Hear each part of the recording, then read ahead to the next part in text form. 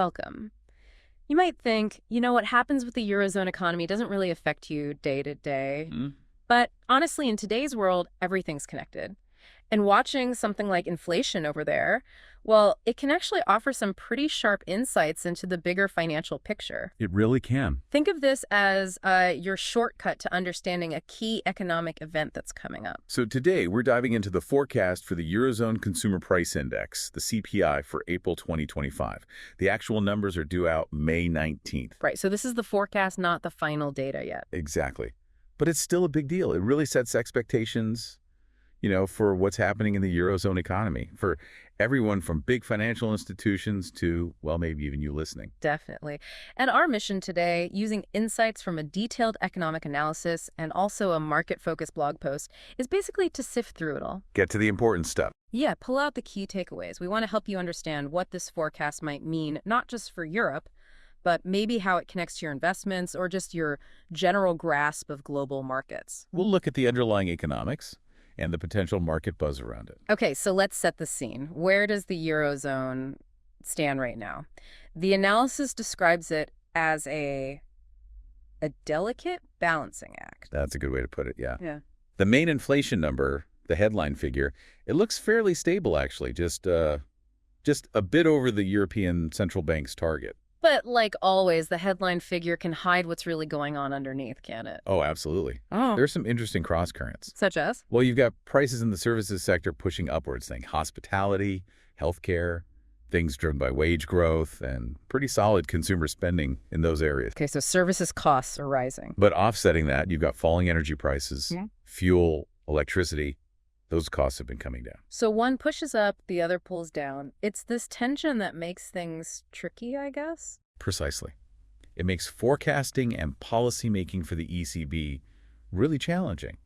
And while that headline number seems okay, the ECB is laser-focused on core inflation. Right. That's the one excluding food and energy. Why is that so important to them? Because it gives a clearer view of the more persistent underlying inflation trends. And core inflation, it's still stubbornly high. Ah, so the price pressures aren't just about energy swings. Not entirely, no. The high core rate suggests inflation might be, getting a bit more embedded.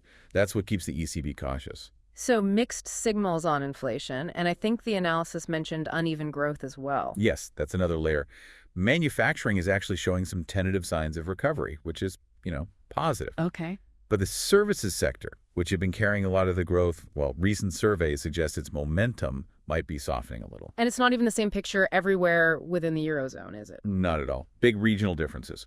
France, for instance, has had lower inflation compared to, say, Germany or Spain. Which must make the ECB's job even harder. Incredibly difficult. You can't really have a one-size-fits-all interest rate policy when conditions vary so much between countries. Okay, so that leads us straight to the European Central Bank, the ECB, this upcoming inflation data.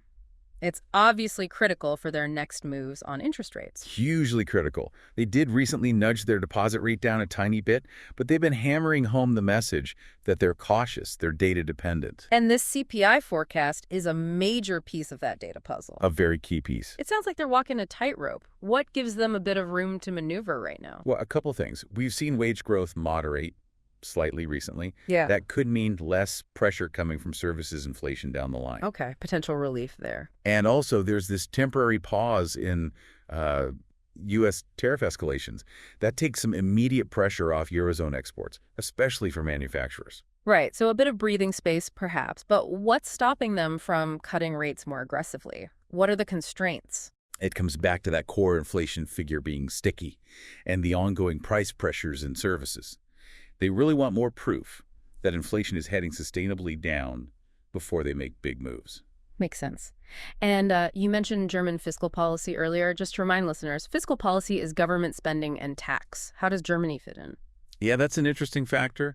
Germany is planning some expansionary fiscal spending, basically, the government spending more. Right. And that could boost demand, especially in Germany, which in turn could actually keep inflation a bit higher there. So another cross-current for the ECB to navigate. When they look at this upcoming CPI data, what are they zeroing in on most? The analysis emphasizes core inflation trends above all.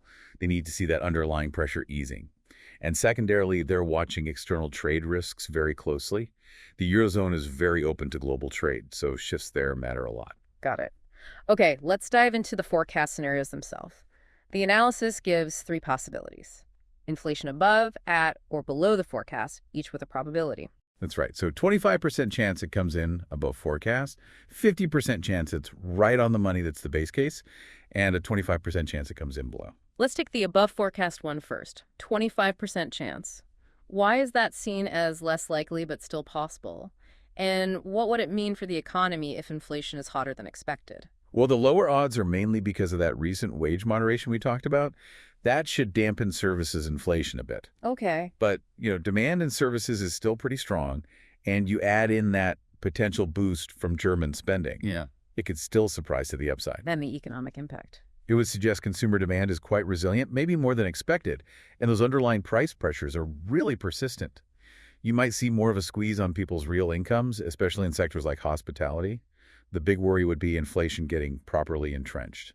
Okay, and how might markets react to that kind of hot number? Forex markets. Yeah.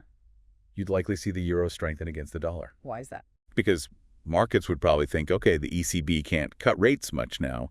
Maybe they have to stay tighter for longer. Right. Bonds. Bond yields, especially German bond yields, would likely push higher, again, reflecting those diminished rate cut expectations. And equities. Stocks. Bit of a mixed bag, maybe. Financial stocks could benefit from higher rates. German stocks might get a lift from that fiscal spending. But rate-sensitive growth stocks could struggle. What about things like gold? Gold often gets seen as an inflation hedge, so you could see some increased demand there, pushing prices up potentially. Other commodities? Energy? Probably limited direct impact. A stronger euro might make imports slightly cheaper, but that's about it. Then crypto.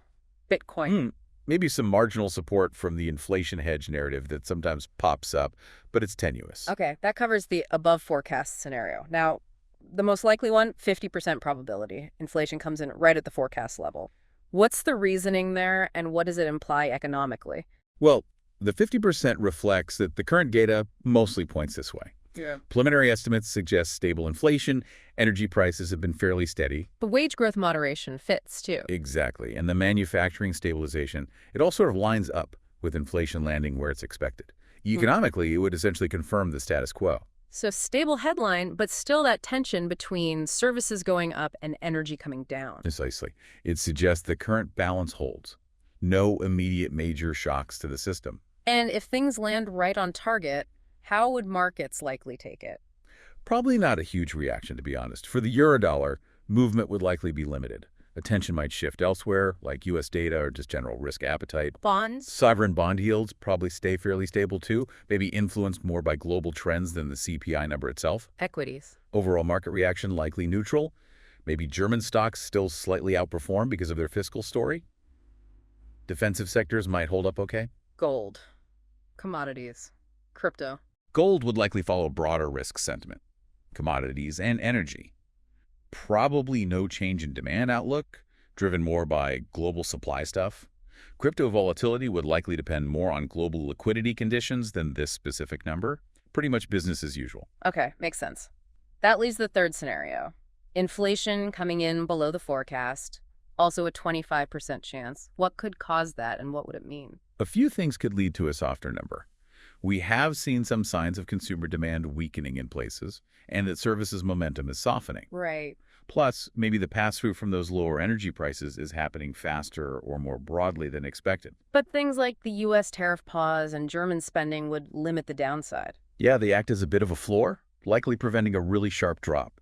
Economically, a lower number would point to easing price pressures, but also potentially weaker demand. Raising concerns about growth. Exactly. Especially maybe in countries that already have lower inflation, like France. It could shift the focus more towards growth worries. And the market reaction to a cool inflation report.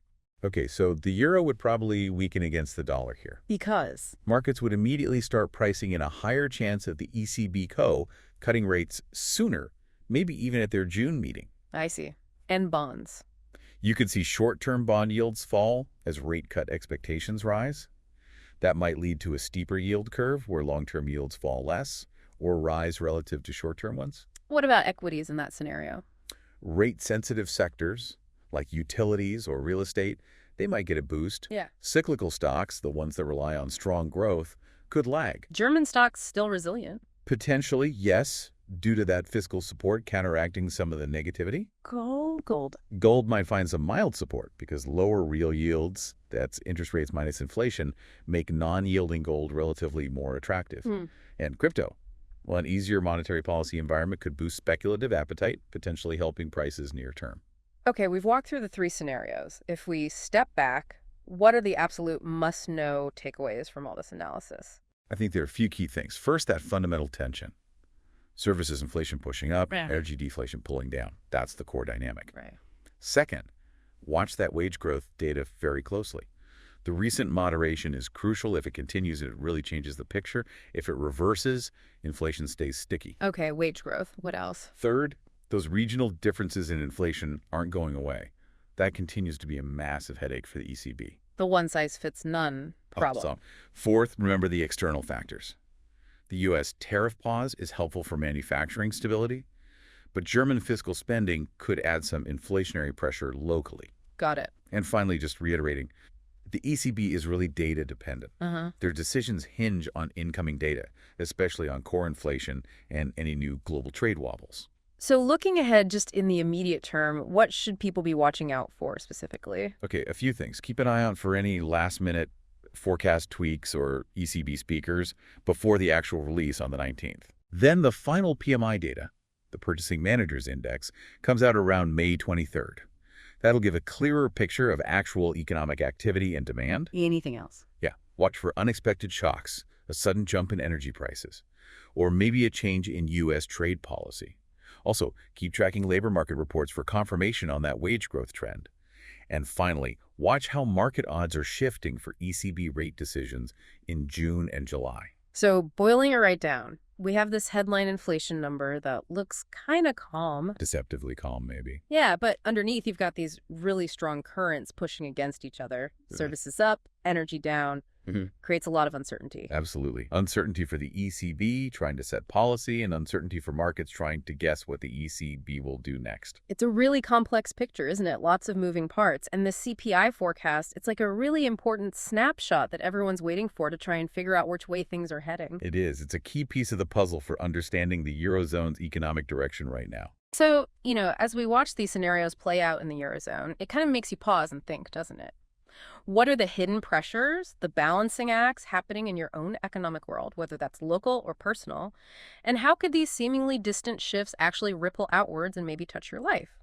It just shows understanding these underlying dynamics, even from afar, is pretty crucial for staying informed in this, well, very interconnected world we live in.